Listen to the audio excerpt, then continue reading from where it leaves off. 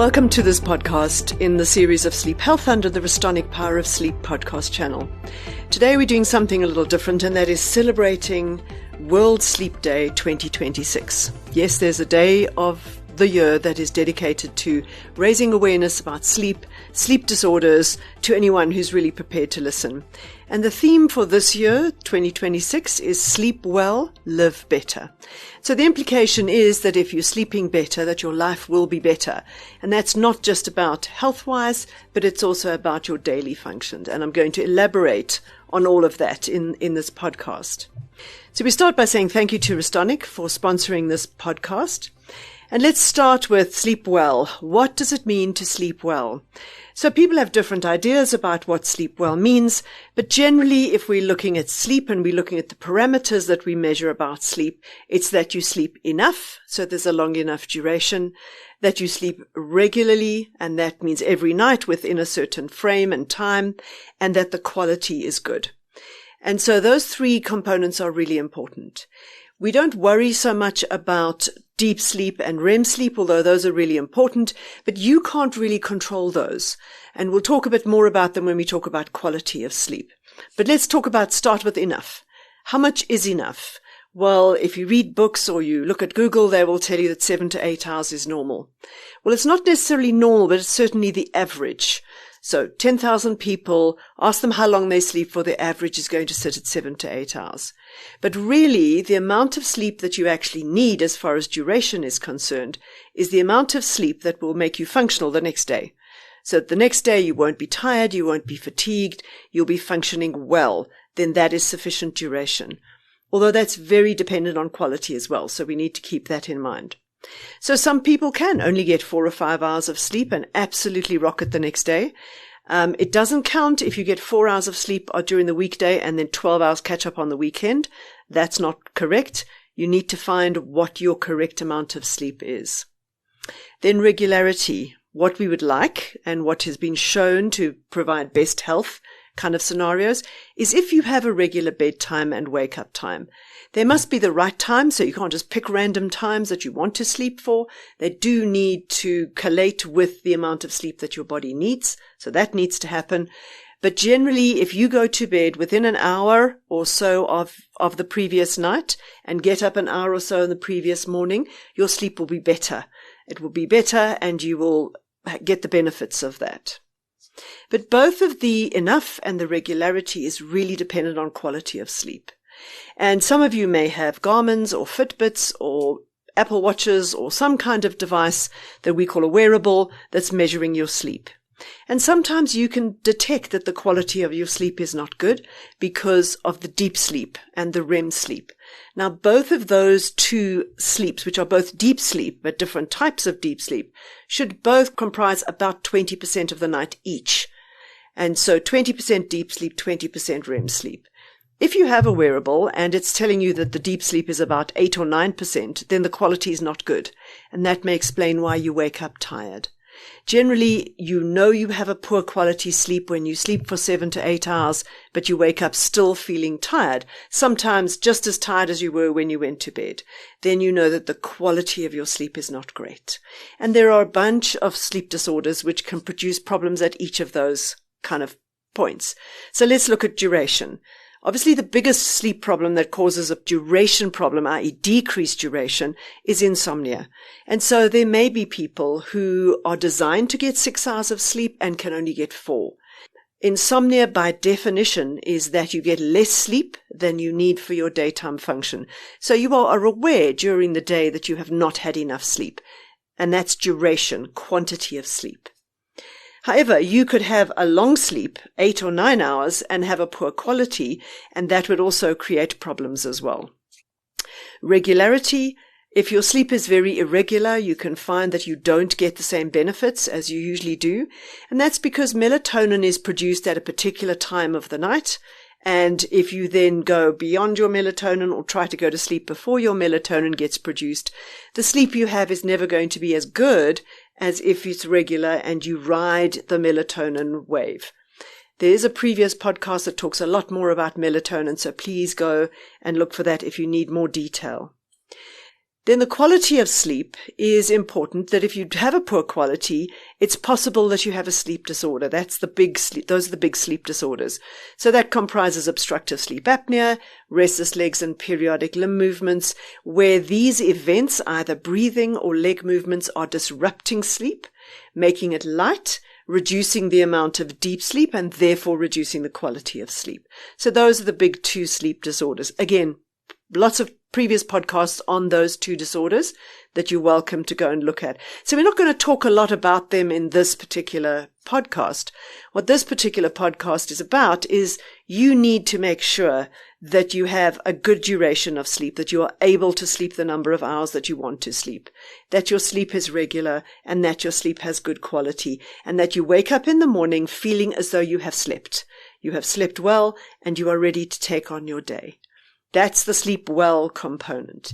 If you don't, and particularly if over time, even if it's weeks, that the duration is a problem or the quality is a problem, please speak to your doctor about that particular issue and let them help you find the right person to assist you with that, to diagnose a sleep disorder if that's there, to treat it so that you can get your sleep back.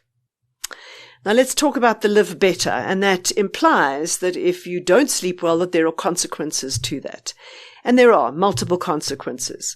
I think generally the best way to think about it is that the sleep that you have, the right quantity and the right quality, is about servicing the car, your body and your brain as the car. And if the car is underserviced, either by too little sleep or too little deep sleep, then the car is likely to break down faster. And in our case, when it comes to our body, that's about poor health. That when it breaks down as diabetes or dementia or depression or something like that. But let's talk about the fact that there are lots of consequences. There's short-term consequences, and that's generally what we feel immediately that next day, and then long-term consequences. And where it gets into the medical sphere is really on those long-term consequences. So the short-term consequences, I think everybody listening has had a bad night's sleep, and you know the consequences. You know you're going to wake up grumpy, you're going to be tired during the day, you're going to have fatigue, you might be sleepy, and it's really important to see those as different things. So fatigue, you're going to have physical fatigue, that you're just tired, body tired. You can have mental fatigue, where brain is just tired. And then you can have sleepy as a completely different thing. So not everyone who has fatigue is sleepy, but pretty much everyone who is sleepy will have some kind of fatigue. So immediately that's going to compromise you. You're not going to want to do anything. You're going to want to just stay in bed, really, most of the day. If you do something, you're doing it at kind of half pace because you're tired. And so all of that has consequences. Consequences on concentration, focus, memory. Memory is kind of a wake component where you put something in. It's got a sleep component where sleep appears to kind of put your memory in hardwiring so that you can recall it the next day. And if you don't sleep well, your memory for things that you tried to learn yesterday is going to be compromised. You also have an attention deficit, not necessarily the disorder, but an attention deficit. So you are not able to pay attention as closely and as well as you would normally if you'd had more sleep. Then all of those kind of things, fatigue, concentration, memory, attention deficit, all of those together can lead to errors. Now, you can make an error, and that is you just put salt in the cake instead of sugar. That's a problem because you have to chuck the whole thing away. But you can also make an error when you are driving a bus at 2:00 in the morning and you make an error and the bus crashes with 50 passengers on board. And obviously that's a much bigger error. So an error can be something that's really inconsequential, in that you just write the wrong name down on something, or it can be quite consequential where an error leads to an incident, which leads to an accident. And an accident is really often just human error happening at exactly the wrong time in the wrong place that creates an accident. And many big accidents that have been blamed on fatigue and attention deficit of people who were sleep deprived, including, as I implied, in the transportation industry. So certainly planes, buses, trains, a couple of train accidents even in South Africa that have been caused by train drivers being far too sleepy because of the shifts that they were working. But then there are some medical things where there's an immediate effect, and that is things like mood. So if you haven't slept well, you are going to wake up depressed. So just because you have a bad night, you're not going to wake up fully depressed that you need an antidepressant for, but you are going to wake up in a bad mood. You're going to have a bad mood during the day. You're going to snap at everybody. You know what we call lose effective communication. Really, that's kind of the big things. And then the executive functions. So that is thinking innovatively and thinking outside the box and all of those kind of things that make us different from chimps. Okay. So I'm sure many of you have had the experience of not having a good night, driving to work, a route you take often, and getting there and kind of going, I don't remember what happened on the way. That's called tunnel vision, and that's a sleep-deprived brain that is really just focusing on one task, not allowing any other information to come in, but staying super focused on one task because that one task is taking a lot more energy and a lot more focus than it normally does. So those are the kind of things that happen. What also happens is things that sleep directly has an effect on pain. Now, I think we all know that if you have pain from anything, be it an accident that you've had or a long-term kind of medical condition such as rheumatoid arthritis, that you are likely to have poor sleep. And so we know that you're likely to have poor sleep, but and many of you may not know that if you take a normal sleeper and you fragment their sleep, so this is something like going in every, couple of minutes and waking them up, letting them go back to sleep, waking them up, and regularly during the night, possibly hundreds of times that you've woken them up. That the next day, when you inflict the same kind of experimental pain that you did the day before, they are now much more sensitive to that pain. So what we now know very well is that if you have poor sleep, your sensitivity to the same pain increases, and so you feel it more. Now, you can understand that this is a vicious cycle that's just going to carry on and get worse. So if you have pain, you have poor sleep, the next day, the same pain that you had yesterday is worse. If it is worse, you're going to have worse sleep, and then the pain is worse, and so on and so on. And so you end up with this pain-sleep cycle, which really doesn't work very well. And often in those situations, patients need to have good pain control, or you need to have something to help you sleep to override the impact that pain is having. So pain is one of those things that gets impacted immediately by sleep. And I'm sure you've seen this in hospital where you've been there for an operation and you haven't slept and you feel terrible the next day, and the pain seems to be much worse than it was the day before. So those are the kind of short-term consequences. Now, if we look at those in the context of life, let's say, one thing we can tell you from the concentration, memory, focus kind of thing is your academic performance is going to suffer. So often I will have conversations with students about should they sleep or should they study, and I kind of go, you've got to do both. And what works best is if you study and then have a short nap, because you do kind of integrate the information and then study again and have a nap, but you should never compromise sleep for academic performance. And then if you have children, either primary school or high school, who are battling at school, who teachers are going, they look sleepy, they're daydreaming, they look as though they're not concentrating, is to find out whether they have a sleep disorder. Far too many sleep disorders are missed in the context of attention deficit disorder, and the symptoms, i.e. the sleepiness during the day, are treated, but not the actual disorder. So to academic performance, there's going to be problems at work if you're not concentrating. So some very interesting information that's come out about the impact of sleep disorders, particularly insomnia, etc., on companies and their actual profits. So the kind of number that's been floated about both Australia and the US is that for every person who has insomnia, they are costing the company about 13,000 Rand per year just because they have a sleep disorder. And this comes in 2 points. The one thing is that if you have a sleep disorder, you are much more likely to take sick leave. And if you don't take sick leave, if you actually come into work and you have a sleep disorder, you are much less likely to be productive on that day. So what's called presentism, I am here, my body is here, but I'm really unable to do the work that I usually do because my brain is just not slept and it doesn't feel ready for the day. So significant consequences.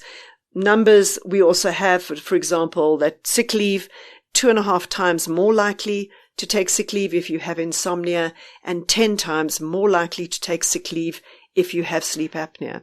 Now, you might see that as sick leave as an employee, but as an employer, it means that you have a day less that person hasn't worked, and so there are real costs to people having sleep disorders. So let's look at long-term consequences. So those are short-term consequences. I think everybody has experienced those at least once or twice in their life, and it's fairly logical. But the long-term consequences has been a more recent thing where people have looked at, is sleep that important? So how important is it that you get a good night's sleep to long-term health?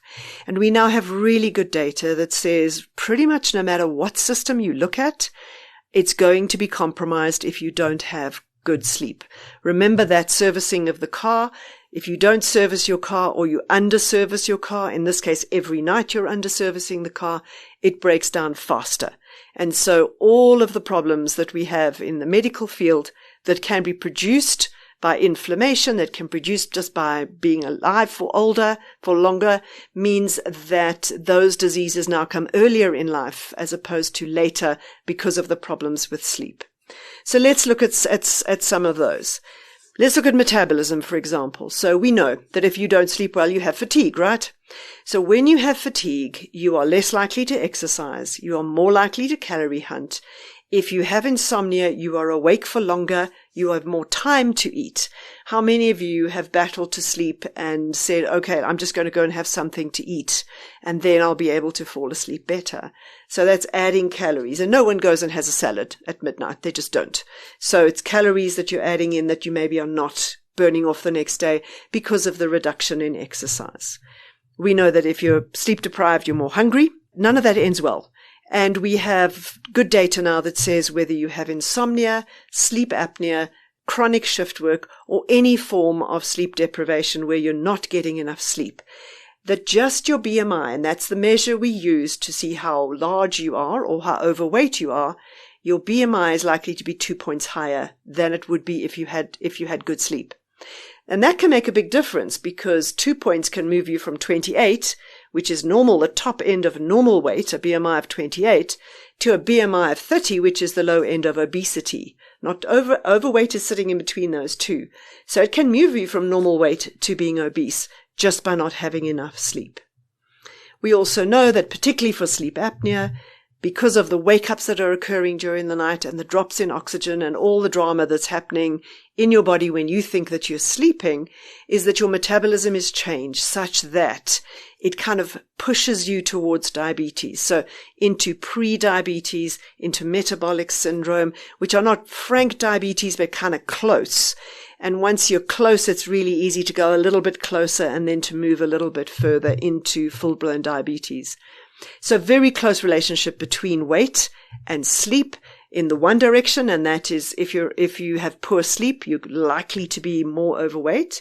But in the other direction as well is that if you're overweight, you are more likely to have sleep apnea, therefore more likely to have poor quality sleep, therefore more likely to continue put on weight.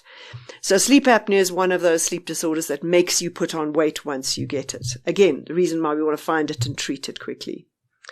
If we look at the heart or the cardiovascular system, sleep apnea is very closely related to high blood pressure, as in directly causing high blood pressure. It directly causes abnormal heartbeats, which are usually called atrial fibrillation. So it can directly cause that, and then generally increases your risk of every other heart-related condition, whether it's heart failure, heart attacks, stroke, emboli, whatever it is. Sleep disorders will all increase the risk of all of that happening. And again, happening earlier in life. Why do we not want to get ill earlier or younger? Because then we're living longer as sick people. So we want to let those disorders occur as late as possible in life. It even affects the liver. So we know that sleep apnea, for example, because of massive changes that are happening with the fats in the blood with sleep apnea, is you're more likely to have a fatty liver. You're more likely to have cirrhosis of the liver if you have sleep apnea. If we look at the brain, you're more likely to have dementia early in life. You're more likely to have depression and anxiety, so the mental health disorders, if you have a sleep disorder. So again, if we look at depression and anxiety, very interesting relationship is that most people who have clinical depression are likely to have insomnia as well. Typically, if it's just depression, they'll wake up at 2 o'clock in the morning and find it very difficult to go back to sleep. If it's anxiety, more anxiety, then they may find it very difficult to be able to fall asleep. So either way, your duration of your sleep is likely to be lower. So that, and if you look at any questionnaire for depression, it'll always have sleep disturbance as an indicator that there may be depression.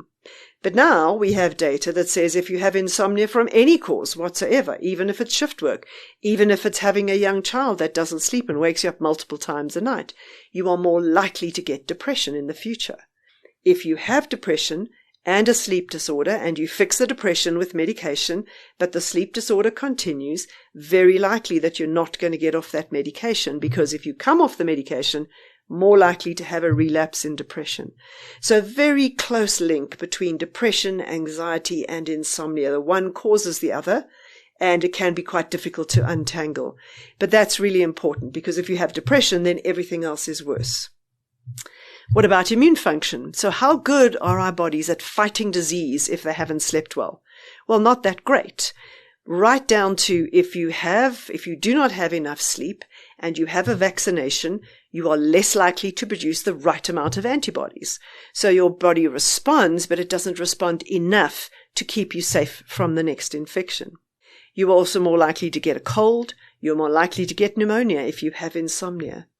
If you are in ICU and you don't sleep well there, you're more likely to get a septic assault in ICU than if you sleep well. And if you get a septic assault in ICU, that's never a good thing, because you're there because you're very ill anyway.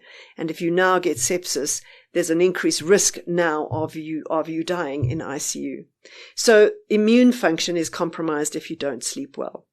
How about the gut? I'm sure you've all heard about the gut biome, the bugs we have in the gut that do all of these good things for us, digest milk and digest gluten and do all of that. Well, they are compromised if you don't sleep. So the gut biome changes, what's called the leakiness of the gut changes. So the gut is more likely to let stuff come through that's not supposed to come through. And then, as I mentioned, the economic kind of costs that we have to the sleep disorders. But it's pretty much, I've given up trying to find a single body system that is not affected by sleep and by poor sleep particularly. So you would think, well, surely eye surgery has got nothing to do with sleep. Well, I have patients referred to me by the ophthalmologist because they have floppy eyelid syndrome. And floppy eyelid syndrome is connected to sleep apnea. I don't know how. It just is. You're much more likely to be diagnosed with obstructive sleep apnea if you have floppy eyelid syndrome. Even the gynecologists are not spared the impact of sleep. Many of us either are or know women who have gone through menopause, have lots of hot flushes at night and don't sleep well, still expected to be economic providers for their families, still expected to be lawyers, doctors, etc., but putting up with lots of brain fog, very poor sleep because of hormonal changes that have occurred. How about women who are pregnant, who have high blood pressure? Women who are pregnant, much more likely to snore, much more likely to have sleep apnea. Sleep apnea has then been linked with hypertension of pregnancy. So it just goes on and on. There's really no system in the body that is spared from this problem of not sleeping well.